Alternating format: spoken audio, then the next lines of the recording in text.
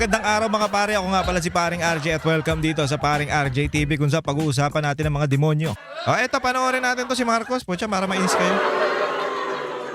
But just be yung nagmamadali, yung hindi maaari yan. Hindi delikado tayo. Kaya natin sabihin Delikado ko sa tayo? police. Delikado talaga kayo. Pinapatagal ninyo. Delikado kayo na malaman ng publiko, na malaman ng mga Pilipino kung sino talaga ang demonyo dyan. Delikado talaga. Delikado tayo. Delikado talaga kayo. Kaya nga pinapatagal nyo eh. Gumawa ka pa ng isang agency o masasabi natin na body para mag-imbestiga sa dapat imbestigahan. Pero yung dapat imbestigahan ay parang wala lang. Dakipin nyo na yan. Oh. Basta ikulong nyo. Bahala na. Anong mangyayari doon? Sira yung kaso natin. Bakit masisira? Hindi, ang problema, bakit ang tagal? Yung pera ubos na eh. Yung pera wala na, nasa kanila na. Bakit pinapatagal nyo pa? Nado si Pangulong Ferdinand Marcos Jr. na nadidismaya na ang publiko sa bagal ng pag-usad ng mga investigasyon. Alam mo naman palang pagdating sa tarantado flood ka eh. control scandal. Ayon kay PBBM, araw-araw siya nakakatanggap ng mga mensahe na nagsasabing dapat nang ipakulong ang mga tiwaling opisyal ng gobyerno. Yun naman talaga. Ngunit paliwanag ng presidente, delikado kung mamadaliin ang isinasagawang investigasyon maging ang pagsasampa ng mga kaso. Dapat anyang delikado. mapatibay muna ang lahat ng mga ito upang matiyak na walang makakalusot oras. Ang ina mo? Madaliin yung pag-iimbestiga, madaliin, halos araw-arawin. Putang ina, ano nangyari ngayon? Yung sa Blue Ribbon na wala yung pag-iimbestiga dahil sa ginawa ninyong mga taranta. Wag na tayo maglokohan. Alam naman natin na may kinalaman yan si BBM dyan eh. Putang ina, biglang napalitan si Escudero tsaka si Marcoleta. Tapos ang pinalit nyo si Soto tsaka si Lacson. Anong ginawa ni Lacson? Nag-resign. Tapos bandang huli, bigla daw magiging okay. Gusto niya raw ulit tanggapin. Ano mga taranta? Pinapatagal nyo lang. Halata naman eh. Huwag nyo na kaming gaguhin. Putang ina, matagal nyo na kaming Ay, hindi, kayo lang.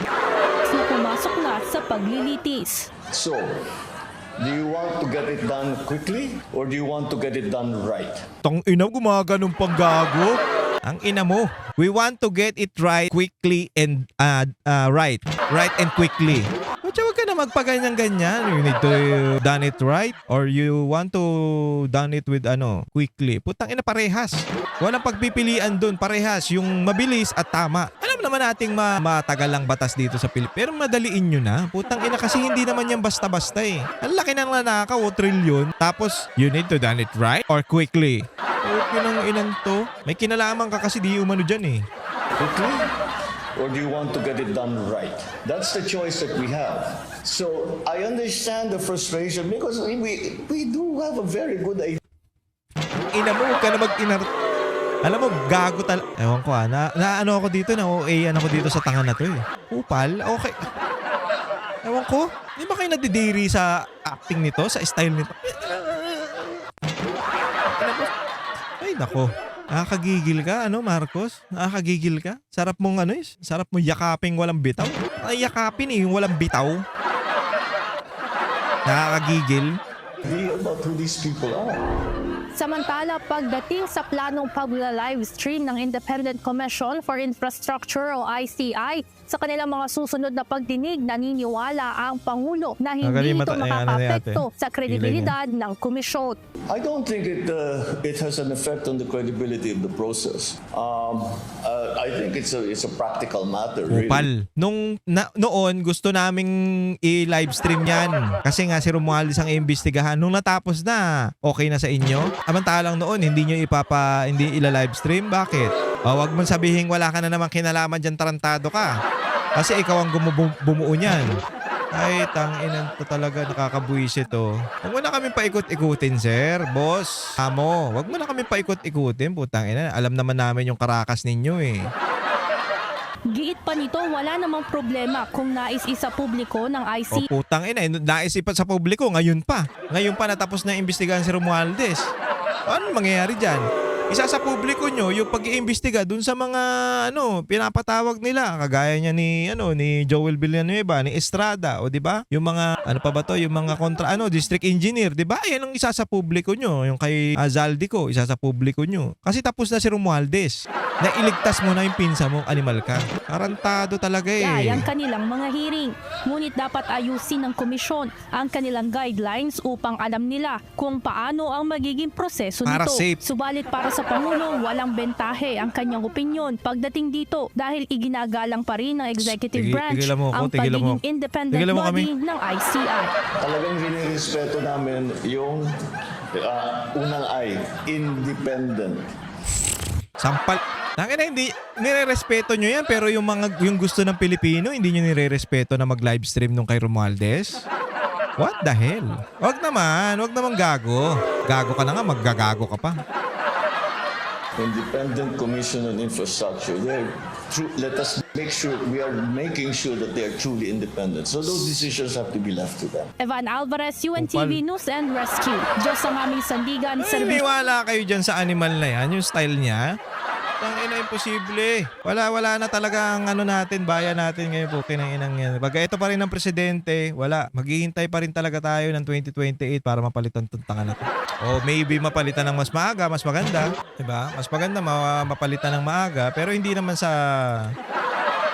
Kaya nga, di ba, alam nyo yung nangyari sa Romania, yung diniscuss natin noong nakaraan. Sino yung nakapanood dito? Yung iba hindi nanonood hanggang dulo eh.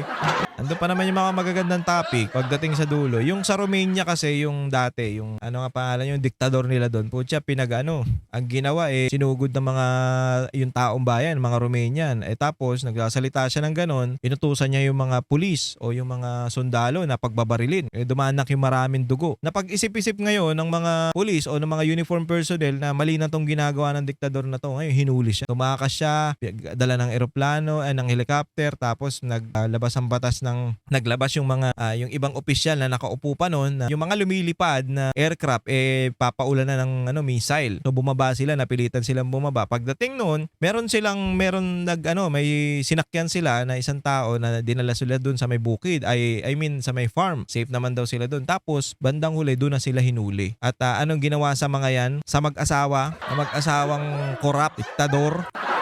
Anong ginawa? Pinagbabaril hanggang mamatay. So, yun yung mga bagay na medyo wag naman sana mangyari, pero minsan kasi dahil sa nangyayari sa Pilipinas, mahirap hindi isipin eh. Pero wag naman sana, hindi tayo nag-start ng revolution dito ha. Ayaw nating mangyari yung mga bagay na yan, pero sa nangyayari sa Pilipinas, putya, bad trip talaga. Parang wala silang pakialam sa mga Pilipinong naapektuhan.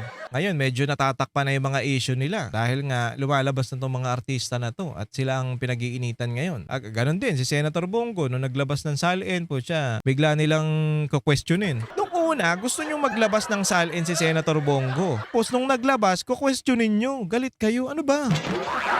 Ito mga to? Hindi na kayo maintindihan. Ano ba? Ano pa bang gusto ninyo? Mga diktador din kayo, mga animal kayo eh. Yung mayroon dyan isang salin yung isa dyan Ay nako. Anyway mga pare, maraming salamat sa pagsama sa akin. Kung nagustuhan nyo yung ganitong mga video, please subscribe to my channel. Huwag kakalimutan mag-share at mag-like ng ating mga videos. Ganun din po, pakifollow po ang aking Facebook page na Paring RJ at ang aking TikTok account na Paring RJ Banateros. Pakifollow na rin po ang Banateros 2.0, DZAR 1026, SMNI at ang mga tropa nating Banateros na mga pogi. Ito. Pakita natin yan Ayan. Kilala nyo naman kung sino yung mga yan. At syempre, ako ang pinaka-pogi dyan. Wala nang duda yan. Ang magreklamo, pangit. Anyway, maraming salamat po mga pare. Ingat po kayong lahat and God bless you all. Ako po si Paring RJ.